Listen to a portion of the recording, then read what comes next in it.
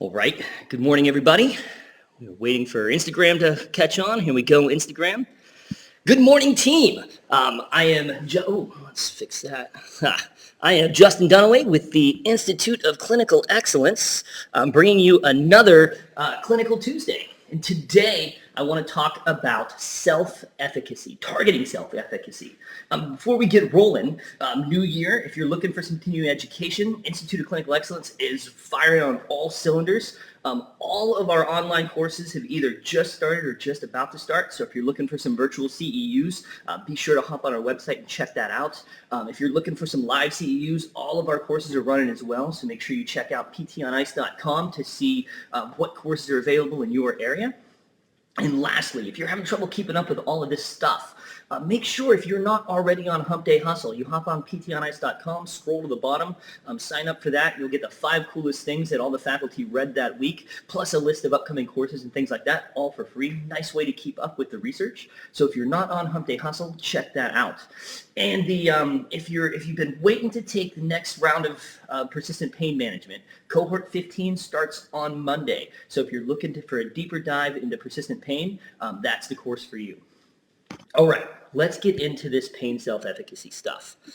So when we think about self-efficacy, what we're really talking about is self-perceived confidence in the performance of a specific task. And there's lots of different self-efficacy measures. One that I really like, there is a exercise self-efficacy scale that looks at your confidence in performing daily exercise or specific types of exercise or things around that. And it gets a feel for how confident I am in my ability to perform regular exercise tasks. And it can be predictive of adherence to exercise programs. It could be predictive of starting new exercise programs, things like that. So really cool scale. But today, what I want to talk about is the pain self-efficacy scale, pain self-efficacy questionnaire, PSEQ.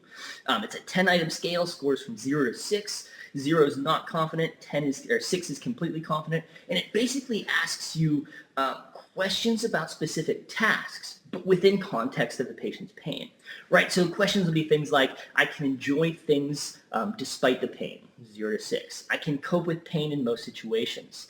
I can do some form of work despite the pain, right? And there's a whole series of questions, and it basically gives you a number that rates the patient's ability to function in daily life as it relates to their pain experience.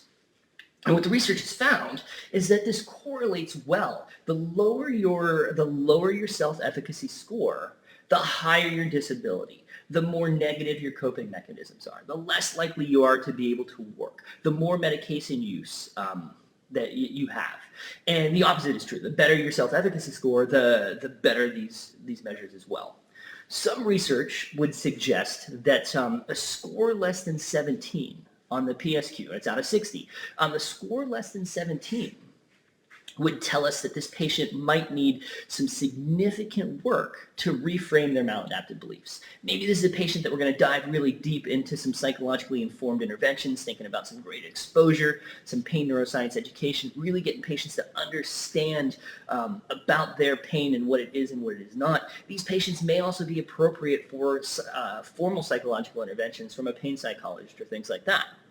A patient that scores over 40, this is not a high-value target. We're not going to spend a lot of time, capital, resources into the psychological interventions because it doesn't seem to be the thing that they need. Now, where it gets interesting is this, right? So the scale is kind of a nice guide on letting us know if we want to dive deep into some of the educational reframing or not. If you've taken the pain science course, we talk a lot about psychological irritability. And this pain self-efficacy scale might be a nice way to gauge psychological irritability.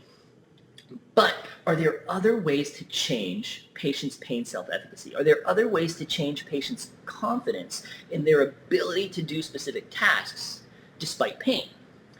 And there's a really nice trial that came out recently, and it was called Which Interventions Enhance Pain Self-Efficacy in People with Chronic Musculoskeletal Pain, It was a big systematic review and meta-analysis by Martinez Calderon, which is kind of fun to say, and it had over 1,200 participants pooled throughout the entire systematic review and meta-analysis.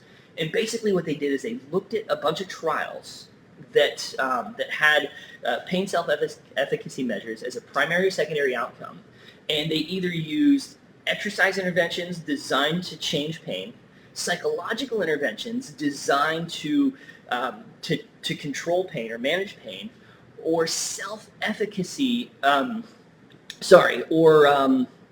self-management training and strategies designed to improve confidence with dealing with chronic pain. So it was almost like self-management tools designed to get after self-efficacy. And then trials that kind of combined them all. So they called those multi-component trials.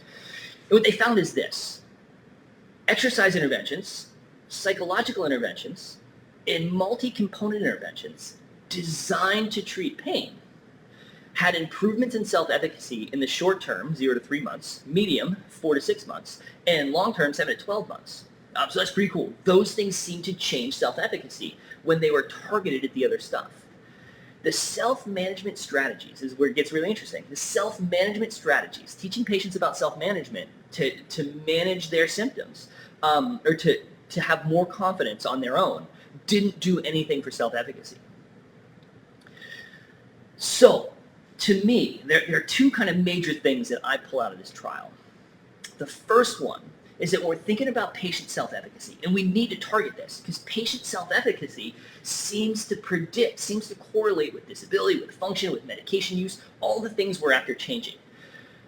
It's got to be about more than just education and self-management for patients that have poor self-efficacy. And when we look at practice guidelines, thinking about all the practice guidelines for neck pain, all the practice guidelines for back pain, acute, subacute, and chronic, the first recommendation, the frontline treatment, is what? Education and self-management strategies. Well, this study tells me that self-management strategies in the chronic pain population don't change self-efficacy, and self-efficacy is one of the things that drive function and medication use. I'm not saying that self-management and education shouldn't be a frontline treatment. What I'm saying is that maybe on the front end, we measure self-efficacy. In patients that have poor self-efficacy, poor pain self-efficacy, poor exercise self-efficacy, we sort of set those patients aside and say they're going to need a little bit more than just education self-management strategies. We've got to get in and design a program to change their self-efficacy, to change their confidence in doing specific tasks despite their pain. So then the next question is, how do we do that? Well, the study has told us that psychological interventions seem to have an effect, and exercise seems to have an effect. So yeah, we want to get in these patients' head and reframe their beliefs. But when we look at exercise stuff for chronic pain in the research, it seems to help a little bit, but it's not mind-blowing, folks. And the same thing in this trial. When they pulled all the stuff together, all these things changed self-efficacy a little bit, but none of them were mind-blowing. So when you dive into the studies that they look at, when you dive into the studies that use exercise interventions defined as either cardio or resistance or some combination of both to treat chronic pain, chronic musculoskeletal pain, the interventions they don't wow me either, right? Because when we look at the interventions, what we typically see are things that have been designed from old biomechanical constructs where we're trying to change mechanics or we're trying to activate inhibited muscles or balance out perceived muscle imbalances. Oh, that right glute med is a 4 minus and the left is a 4 plus. That's totally your back pain. Or trying to stabilize the TRA or turn on, or we're doing pelvic tilts or bridges or whatever. And there's a place for all of that stuff. But if I have very, very low confidence because of my pain in my ability to pick up my granddaughter and put her overhead, then pelvic tilts and TRA activation and side-lying leg raises are never going to change my confidence in that specific task. So if our goal is to change self-efficacy, because self-efficacy seems to be one of the major drivers of disability, of function, of medication use in the short and the long term, if our goal is to change that stuff with our interventions, then we should design our interventions around the idea of changing confidence in those specific tasks.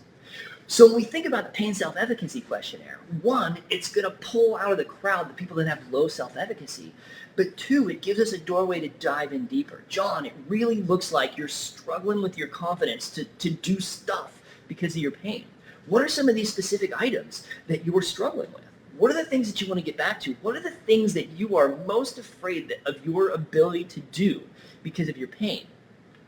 Once we figure those things out, those are now our targets. Our exercise program, everything we do in the clinic has to be designed to look like those things if we want to change their confidence in those things, right? So if John wants to be able to pick up his grandkid, at some point, we've got to be able to pick up objects off the floor and put them overhead.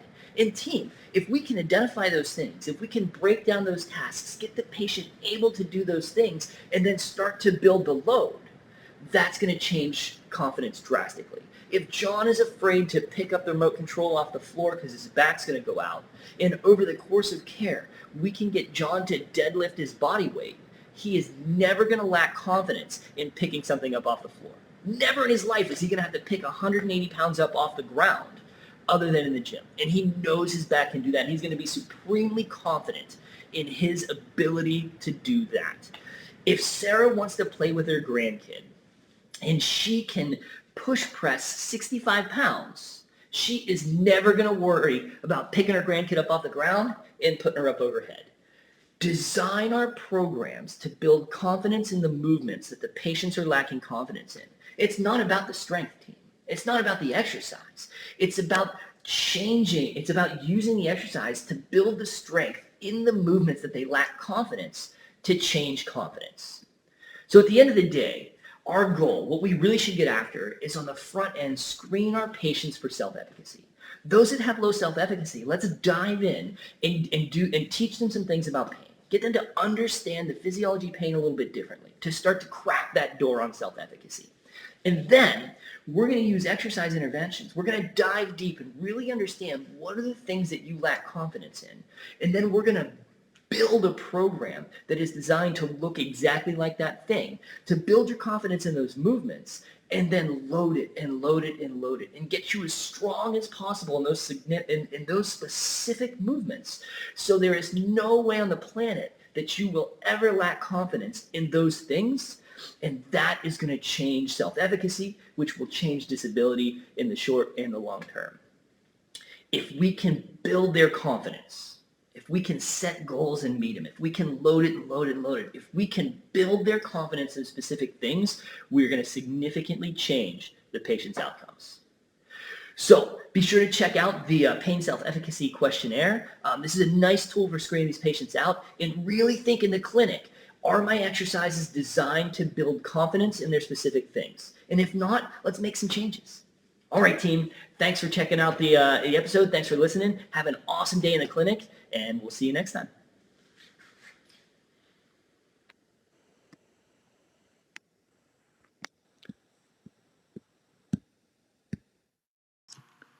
Hey, thanks for tuning in to the PT on Ice Daily Show. If you enjoyed this content, head on over to iTunes and leave us a review. And be sure to check us out on Facebook and Instagram at the Institute of Clinical Excellence. If you're interested in getting plugged into more ICE content on a weekly basis while earning CEUs from home, check out our virtual ICE online mentorship program at ptonice.com. While you're there, sign up for our Hump Day Hustling newsletter for a free email every Wednesday morning with our top 5 research articles and social media posts that we think are worth reading. Head over to ptonice.com and scroll to the bottom of the page to sign up.